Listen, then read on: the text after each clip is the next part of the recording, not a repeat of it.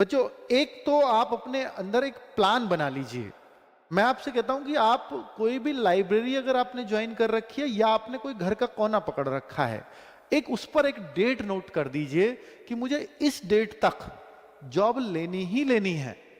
अब आप उस पर जो डेट लिखो तो वो ये सोच करके लिखना कि मेरे पास जॉब अपॉर्चुनिटीज क्या क्या हैं और मेरा जो जॉब अपॉर्चुनिटीज दिख रही हैं उनका एग्जाम कब तक हो जाएगा।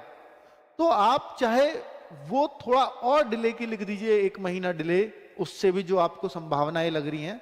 जैसे मान लेते हैं कि भाई हर सब चीज का एग्जाम सर मेरे को दिखता है कि मैं मई जून तक 2027 तक मेरे जो सारे एग्जाम्स हो जाएंगे। तो फिर मैं क्या करूंगा कि मैं ऐसे डाल लूंगा कि मुझे 30 जून 2027 तक एक जॉब अपनी झोली में करनी है।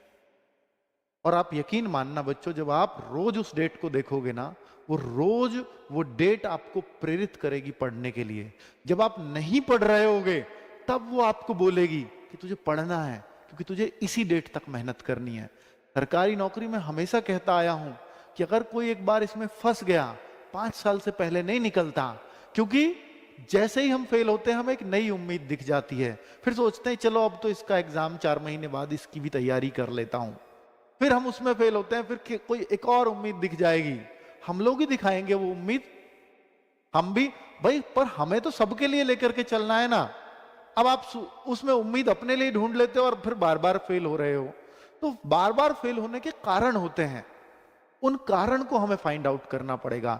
जब बच्चा असफल होता है तो आप यकीन मानना बच्चों, जब आप असफल होते हो, जब रिजल्ट में फेल होते हो, तो अगर आप ये मनन करो कि मेरी कमियां कहां कहां रही थी इस बार, तो आपको सारी कमियां याद आ जाएंगी।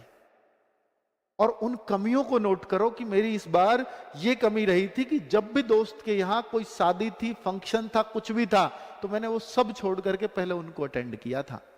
घर में कोई काम आ जाता था तो पहले मैं उसी को करता था। तो आपकी पढ़ाई तो सेकंड प्रायोरिटी रह गई। आप क्योंकि सर मैं इनको छोड़ भी नहीं सकता था। देखिए, शादी, फंक्शन, ये आपको त्यागने ही पड़ते हैं। और शादी फंक्शन आप क्यों नहीं छोड़ सकते? शादी आपके बिना काम चल जाएगा शादी में, केवल आपकी शादी को छोड़ करके। बताओ मुझे कौन सी शादी रुक जाएगी आपके जाए बिना? भाई, आपका जाना वहां जरूरी है, वो काम ही ना हो। इतनी प्रेजेंस तो फील कराओ ना सामने वाले को। आप तो भीड़ का हिस्सा बनने के लिए खुद उसमें शामिल होने जा रहे हैं, है ना? तो ऐसे मत सोचा करो कि वो मेरा दोस्त है, वो नहीं आएगा मेरी शादी में भी, कल को मैं बुलाऊंगा वो नहीं आएगा। दोस्त बहुत बदलेंगे। आप जब जॉब लग जाएगी ना, आप देखना आपके पुराने दोस्तों से जब थोड़ा कनेक्शन कम होना शुरू हो जाता है ना, आपको वही सबसे अच्छा लगने लगता है जो प्रेजेंट में आपके साथ है। फिर आप शादियों में भी शायद उसी को बुलाओगे। जब पोस्टिंग दूसरी जगह चली जाती है, पहले वालों को भूल ही जाते हैं। कई बार वो शादियों में भी नहीं आते, बुलाते भी नहीं है। ये दोस्त की प्रायोरिटी हमेशा बदलती रहती है लाइफ के हर फेज में। हाँ, कुछ होते हैं कॉलेज फ्रेंड जो हमें हर टाइम पे संभालने वाले होने चाहिए। दोस्त ऐसे बनाओ जो हमेशा आपको पॉजिटिव रखे, क्योंकि आप जब सरकारी नौकरी की तैयारी करते हैं तो आपके अंदर नेगेटिविटी कई बार आएंगी।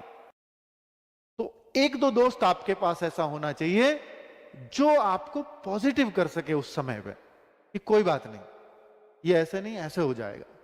भले ही आपके वो ऐसा नहीं होना चाहिए कि वो नेगेटिविटी में ही शामिल हो गया कि हाँ यार तू सही कह रहा है यार, इसमें कुछ नहीं रखा। वो वाले दोस्त से बचना होगा। आपके वो दोस्त है यार, देखो कितनी सही बात कह रहा है, विरोध करे आपकी उस बात का, वो दोस्त है।